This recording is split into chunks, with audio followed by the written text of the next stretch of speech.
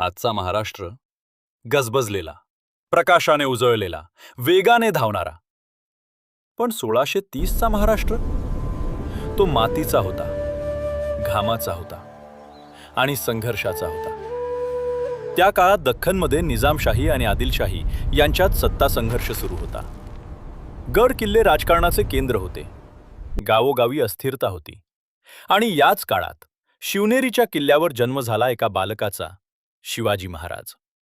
पण त्या क्षणी सामान्य माणसासाठी हा जन्म नव्हे तर पोटाची भूक मोठी होती.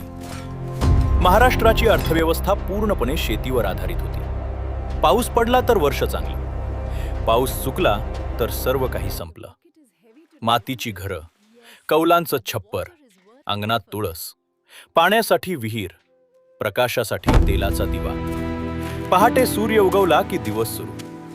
शेतकरी बैलजोडी घेऊन शेतात जायचा. नांगर, घाम आणि आशा एवढंच त्याचं भांडवल.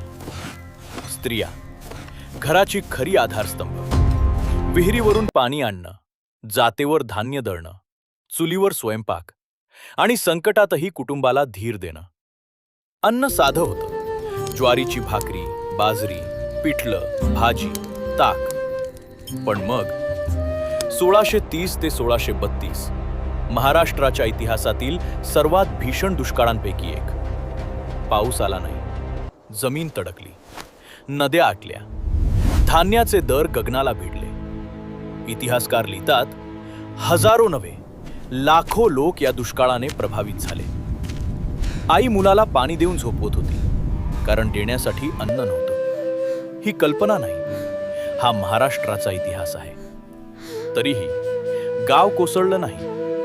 संध्याकाळी लोक एकत्र बसले, कीर्तन झाले, अभंग झाले, एकमेकांना आधार दिला. कारण महाराष्ट्राची ताकद फक्त तलवारीत नव्हती, ती एकोप्यात होती.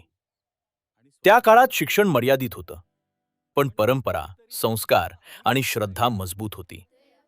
गड किल्ले फक्त दगड नव्हते, ते स्वाभिमानाचं प्रतीक होते. 1630चा महाराष्ट्र आधुनिक नव्हता, पण तो जिवंत होता. त्यांच्याकडे सुविधा नव्हत्या, पण धैर्य होतं. त्यांच्याकडे संपत्ती नव्हती, पण स्वाभिमान होता. आज आपण 1630 हा आकडा ऐकतो, पण त्या आकड्याच्या मागे असंख्य जीवांचा संघर्ष आहे. आणि कदाचित याच वेदनेतून पुढे स्वराज्याची ठिणगी पेटली. हा प्रवास तुम्हाला कसा वाटला? तुमचं मत कमेंटमध्ये नक्की लिहा. इतिहास आवडला असेल तर लाईक करा, शेअर करा आणि अशाच कथा पाहण्यासाठी चॅनलला सबस्क्राईब करा.